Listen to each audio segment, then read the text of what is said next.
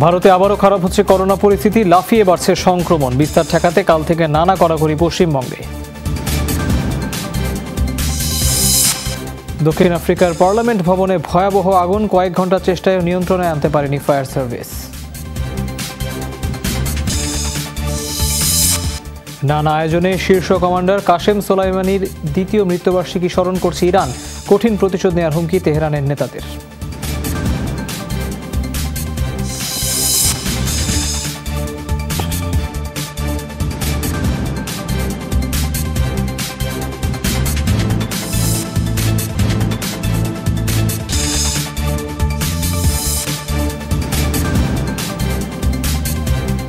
শিরোনামগুলো দেখছিলেন, পুরো খবরে যাচ্ছি। মাত্র এক মাসের মধ্যে ভারতে ওমিক্রন আক্রান্তের সংখ্যা ১৫০০ ছাড়িয়েছে। রোববার দেশটির স্বাস্থ্য মন্ত্রণালয় এই তথ্য নিশ্চিত করে। এক বিবৃতিতে বলা হয়, করোনার নতুন ভ্যারিয়েন্টে সবচেয়ে বিপর্যস্ত রাজধানী নয়াদিল্লি এবং মহারাষ্ট্র। ভারতের মোট ২৩টি রাজ্যে এখন পর্যন্ত শনাক্ত হয়েছে ওমিক্রনের সংক্রমণ, যার মাঝে মহারাষ্ট্রের সর্বোচ্চ ৪৬০ জনের দেহে মিলেছে নতুন ধরনের উপস্থিতি। এরপরে রয়েছে ভারতীয় রাজধানী, শনাক্ত হয়েছে ৩৫১টি কেস। গুজরাটে একদিনই নমুনা পরীক্ষায় ২১ জনের দেহে মিলেছে ওমিক্রন।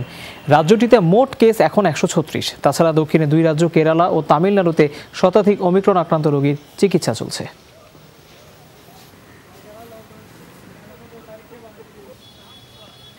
ভারতে আবারও জ্যামিতিক হারে বাড়ছে করোনা ভাইরাসের সংক্রমণ। দেশটির স্বাস্থ্য মন্ত্রণালয়ের হিসাব বলছে, একদিনের ব্যবধানে ২১% বৃদ্ধি পেয়েছে শনাক্তের সংখ্যা।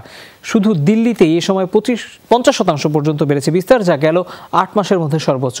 এর জন্য নববর্ষ উদযাপনে ভারতীয়দের বেপরোয়া আচরণকে দায়ী করেছেন বিশেষজ্ঞরা। ২০২২ সালকে বরণ করল ভারতের সবচেয়ে জনপ্রিয় পর্যটন কেন্দ্র গোয়া সমুদ্র তটের এই জনসমুদ্র। সামাজিক দূরত্ব তো দূরের ব্যাপার, কারো মুখেই নেই মাস্ক। দেশটির অন্যান্য বর্ষবরণ ভেন্যুগুলোতেও ছিল একই দৃশ্য। তবে মহামারীর ভয়াবহতা দেখা অনেকেই এড়িয়ে গেছেন এসব আয়োজন। গেলবারের প্রকোপে অনেকেই পরিবার প্রিয়জন হারিয়েছে, সেটি মাথায় রেখেই স্বাস্থ্যবিধি এবং করোনা শিষ্টাচার মানছেন অনেকে। তবে নববর্ষ উদযাপনেও ছিল ব্যাপক ভিড়। অনেকে করোনাকে বিশ্বাস করতে চায় না। তাদের ধারণা এগুলো সবই ভ্যাকসিন বিক্রির ধান্দাবাজি। আমি রিক্সা চালাই, তাই পরিবার সন্তানদের নিয়ে ভীত। আমার কিছু হলে তাদের দেখবে কে? দেশটির স্বাস্থ্য মন্ত্রণালয়ের তথ্য অনুসারে শনিবারই ২৭,৫০০ বেশি মানুষের করোনা শনাক্ত হয়, যা ২৪ ঘন্টার ব্যবধানে বাড়িয়েছে ২১% সংক্রমণ। রাজধানী নয়াদিল্লিতে ঘটেছে ৫০% পর্যন্ত ভাইরাসের বিস্তার।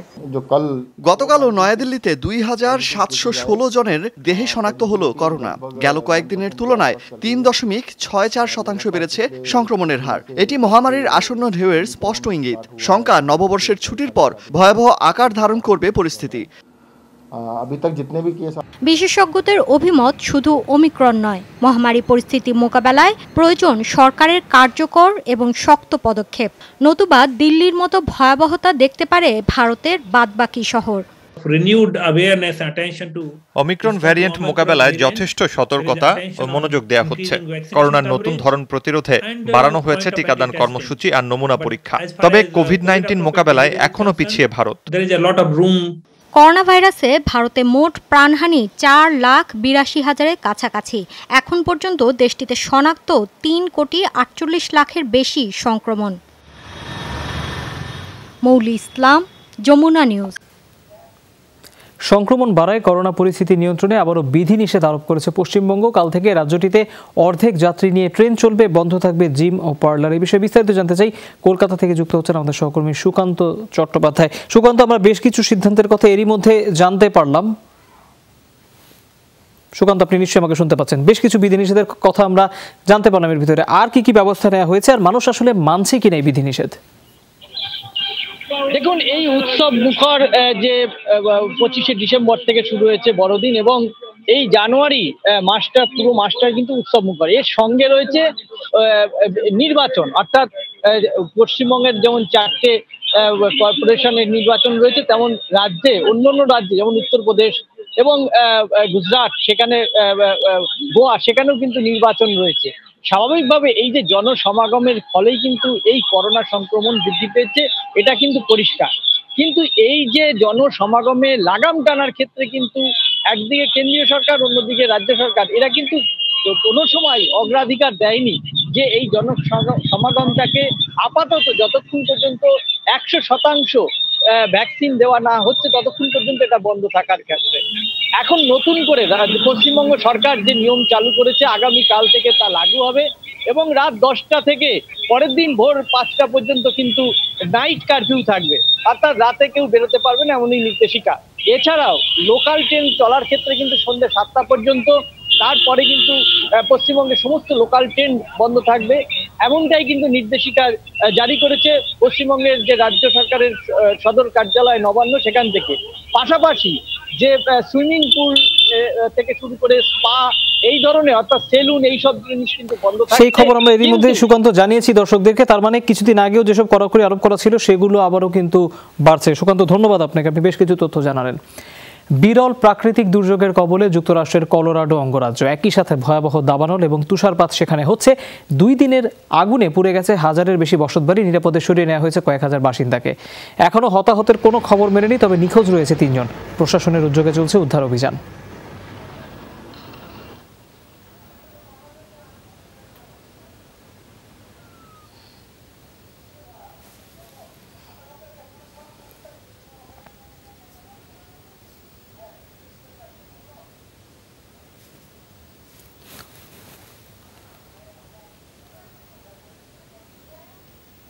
দর্শক, আমরা বলছিলাম বিরল প্রাকৃতিক দুর্যোগের কবলে পড়েছে যুক্তরাষ্ট্রের কলোরাডো অঙ্গরাজ্য, একই সাথে ভয়াবহ দাবানল এবং তুষারপাত সেখানে হচ্ছে। সে সংক্রান্ত একটি প্রতিবেদন আমাদের হাতে আছে, সেটি দেখে নিব।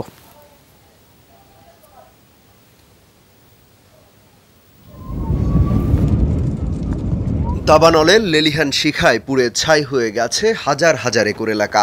কলোরাডো অঙ্গরাজ্যে জ্বলতে থাকা এই আগুনে গ্রাস করে নিয়েছে হাজারের বেশি বাড়িঘর।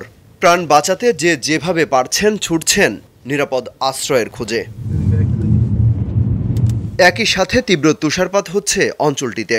ধ্বংসস্তূপে পরিণত হওয়া অনেক এলাকা ঢাকা পড়েছে বরফে। ক্ষতিগ্রস্তদের উদ্ধারে কাজ করছে স্বেচ্ছাসেবী সহ সরকারি বিভিন্ন সংস্থা।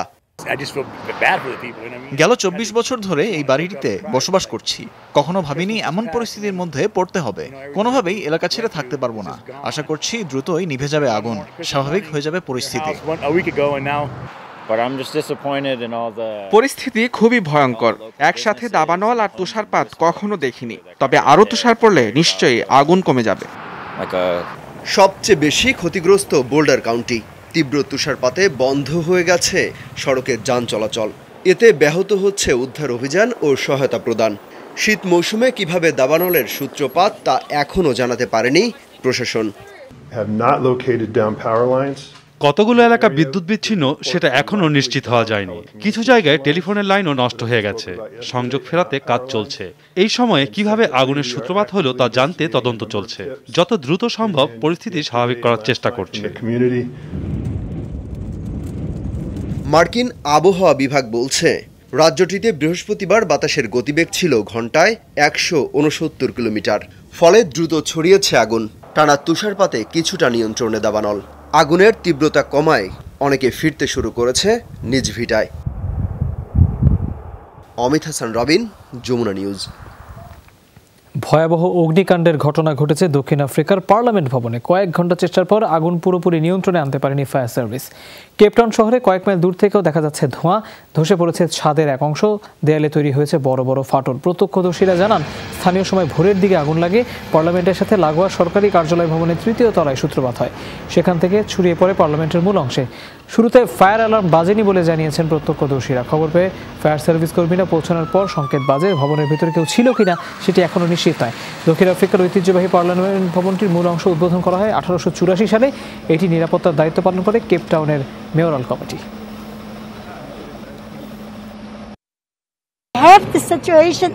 গণতন্ত্রের জন্য দুঃখজনক একটি দিন, কারণ পার্লামেন্ট ভবন গণতন্ত্রের কেন্দ্র।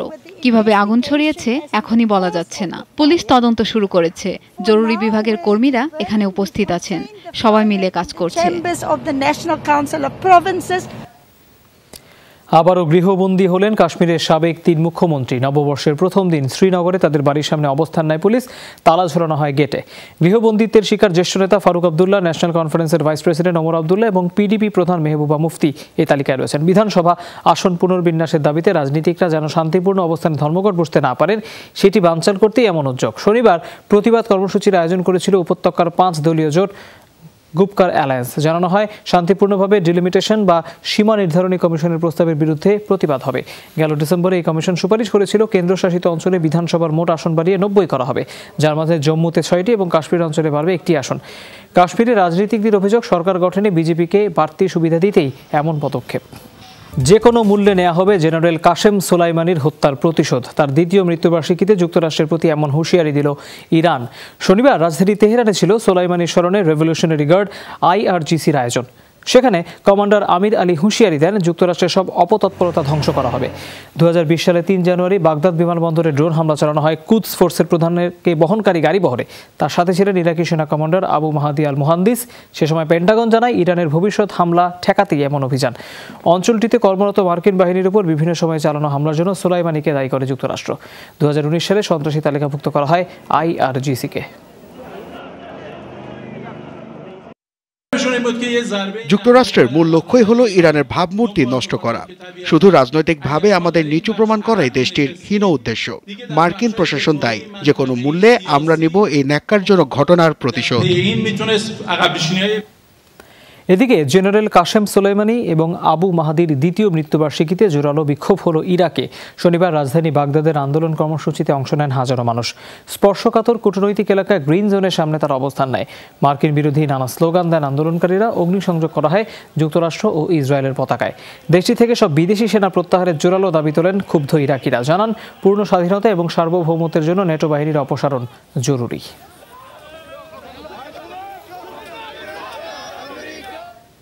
ফিলিস্তিনের স্বাধীনতাকামী সংগঠন হামাসের অবস্থান লক্ষ্য করে আবারও হামলা শুরু করেছে ইসরায়েল। শনিবার গাজা উপত্যকায় অভিযানের বিষয়টি নিশ্চিত করে ইহুদি সেনাবাহিনী। দাবি, উপত্যকা থেকে ছোড়া রকেটের জবাব দিতে এমন অভিযান। তবে হতাহতের ব্যাপারে স্পষ্ট কিছু জানায়নি কর্তৃপক্ষ। হামাসের পক্ষ থেকে আসেনি আনুষ্ঠানিক বক্তব্য। বার্তা সংস্থা AP জানায়, ভূমধ্যসাগরে পরীক্ষামূলক রকেট নিক্ষেপ করে হামাস। একদিন পরই বিমান হামলা শুরু করে ইসরায়েল। গেল বছর মে মাসে টানা 11 দিন ছিল সহিংসতা, যাতে প্রাণ হারান 256 ফিলিস্তিন।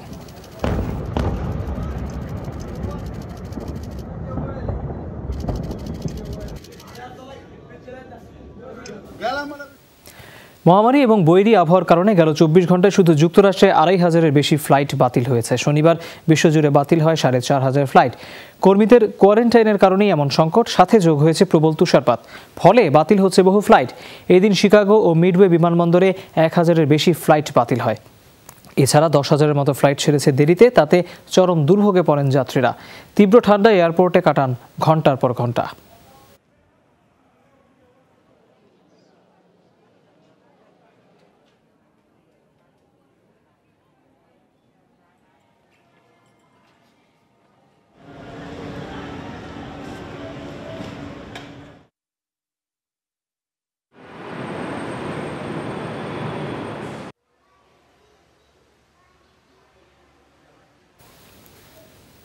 বিশ্বব্যাপী মানুষ বর্ষবরণে মাতলেও উৎসবের আমেজ নেই চিকিৎসকদের মাঝে। মূলত করোনা সংক্রমণের প্রভাবে হাসপাতালে বাড়ছে রোগী, তাই পরিবার নয় বরং চিকিৎসা সেবায় সময় কাটছে।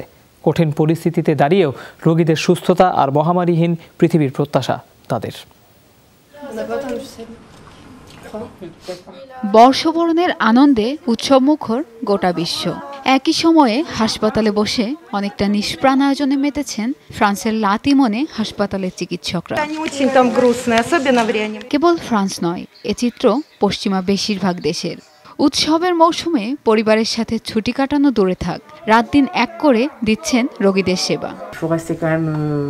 আমাদেরও পরিবারের সাথে সময় কাটাতে ইচ্ছে করে, আবার এটাও জানি এখন বাড়িতে গেলেও সবার সাথে দূরত্ব বজায় রাখতে হবে।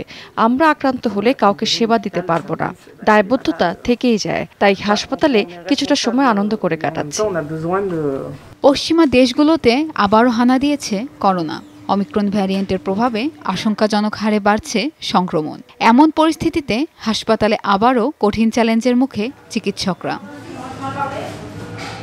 দুঃসহ এই সময়ে নিজেদের কষ্ট আড়াল করে চেষ্টা চালাচ্ছেন রোগীদের সুস্থ করে তুলতে। মনে প্রাণে এই মহামারীর শেষ চাই, যাতে আবারও মাস্ক এবং বিধিনিষেধহীন স্বাভাবিক জীবনে ফিরতে পারি আমরা। নিজেদের থেকেও রোগীদের জন্য বেশি খারাপ লাগে। বর্ষবরণের এই আনন্দের দিনগুলো বিছানায় শুয়ে কাটাচ্ছেন তারা। করোনা মহামারীর শুরু থেকেই ভাইরাসের বিরুদ্ধে বীর যোদ্ধা হিসেবে সম্মুখভাগে থেকে লড়ে যাচ্ছেন চিকিৎসকরা। বিশ্ব স্বাস্থ্য সংস্থার এক পরিসংখ্যানে উঠে এসেছে, সারা বিশ্বে করোনায় প্রাণ হারিয়েছেন 1,80,000-এর বেশি স্বাস্থ্যকর্মী। প্রিয়াঙ্কা চক্রবর্তী, যমুনা নিউজ। ইতালি উপকূল থেকে গেল কদিনে উদ্ধার হয়েছেন 450 অভিবাসন প্রত্যাশী। পৃথক অভিযানে তাদের উদ্ধার করা হয়। জার্মান দাতব্য সংস্থার উদ্যোগে দেওয়া হচ্ছে প্রাথমিক চিকিৎসা। উদ্ধারকৃতরা বিভিন্ন দেশের নাগরিক, রয়েছেন নারী ও শিশুও। জাতিসংঘের তথ্য বলছে 2021 সালে আফ্রিকা এবং মধ্যপ্রাচ্য থেকে সমুদ্রপথে ইতালি পৌঁছেছেন 66,000-এর বেশি মানুষ। এ সময় প্রাণ হারিয়েছেন কমপক্ষে 2,000। খাবারের অভাবে সন্তানকে বিক্রি করছেন বাবা মা। চরম অর্থমন্দায় এই অমানবিক পরিস্থিতি তৈরি হয়েছে আফগানিস্তানে। এমনকি অর্থের বিনিময়ে 7 থেকে 10 বছর বয়সী কন্যাকে বিয়ে দিয়ে দিচ্ছে পরিবার। নতুন বছরে বিভিন্ন দেশের শিশুরা যখন বই হাতে স্কুলে যাচ্ছে, তখন বিক্রি হচ্ছে আফগানিস্তানের শিশুরা। অভাবের তাড়নায় বাধ্য হয়ে 10 বছর বয়সী কন্যা শিশুকে বিয়ে দেয়া হচ্ছে। বিনিময়ে পাত্রপক্ষ থেকে মিলছে কিছু নগদ অর্থ। বাড়িতে খাওয়ার মতো কিছুই নেই, বলতে গেলে কয়েকদিন ধরে না খেয়ে আছি, তাই বাধ্য হয়ে কন্যাকে বিক্রি করে দিচ্ছি। একজনের থেকে $1,000 নিয়েছি। এই টাকা ফেরত না দিতে পারলে তারা আমার মেয়েকে নিয়ে যাবে। জানি না এই টাকা শেষ হলে কি করব, হয়তো মৃত্যু ছাড়া কোনো পথ থাকবে না। শিশু কন্যা প্রাপ্তবয়স্ক হলে পাত্রের সাথে বিয়ে হবে, এমন শর্তে ছেলের পরিবার থেকে অর্থ নেন মেয়ের পরিবার। এই সময় পর্যন্ত বাবা মায়ের কাছেই থাকবে কন্যা শিশু। খাবার এবং ওষুধ কেনার জন্য আমার এই মেয়েকে বিক্রি করে দিয়েছি। তার স্বামী অন্য শহরে থাকে। আমার আরেকটি কন্যা রয়েছে, তাকেও বিক্রি করতে চাই, কারণ পরিবারের অন্যদের বাঁচাতে আমার কাছে আর কোনো পথ খোলা নেই। শুধু মেয়ে শিশুই নয়, অনেক পরিবার খাবারের জন্য অর্থ জোগাতে না পেরে ছেলে শিশুও বিক্রি করে দিচ্ছেন। যাদের কোনো সন্তান নেই বা ছেলে সন্তান নেই, তারাই কিনে নিচ্ছেন। দেশটিতে কর্মরত এনজিও কর্মীরা বলছেন, অর্থনৈতিক মন্দা ও খাদ্য সংকট আরও বাড়তে পারে। অর্থনৈতিকভাবে চরম অবনতির দিকে যাচ্ছে আফগানিস্তান। খাবারের জন্য শিশুদের অন্য পরিবারের কাছে বিক্রি করে দিচ্ছে বাবা মা। এমন খবর সত্যি কষ্টদায়ক। মানবিক বিপর্যয় ঠেকাতে আফগানিস্তানে অনুদান পাঠানোর এটাই সঠিক সময়। মূলত গেল আগস্টে তালেবান আফগানিস্তানের ক্ষমতা দখলে নেয়ার পর থেকেই বাড়ছে অর্থনৈতিক সংকট। এছাড়া বিদেশি সহায়তা বন্ধ এবং সম্পদ জব্দ থাকায় সেই সংকট এখন চরমে। জাতিসংঘের তথ্য অনুযায়ী আফগানিস্তানে অপুষ্টিতে ভুগছে 5 বছরের নিচে কমপক্ষে 32 লাখ শিশু। Amit Hasan Robin, Jamuna news. Dream, believe, achieve এই স্লোগানে যুক্তরাষ্ট্রের ক্যালিফোর্নিয়াতে হয়ে গেল রোজ প্যারেড। মূলত বর্ষবরণে বর্ণিল এই আয়োজন হয়। প্রায় 9 কিলোমিটার পথ অতিক্রম করে 133তম আসরে অংশ নেয়া দলগুলো।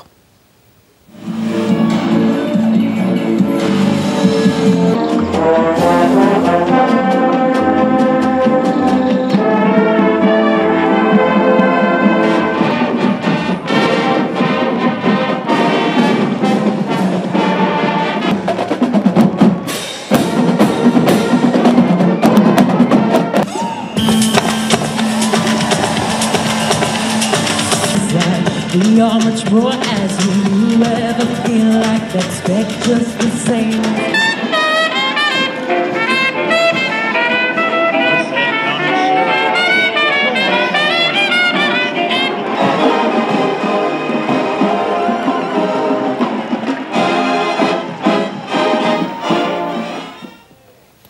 দর্শক, এই ছিল যমুনা আইডেস্কের এখনকার আয়োজনে। এতক্ষণ সাথে থাকার জন্য ধন্যবাদ সবাইকে।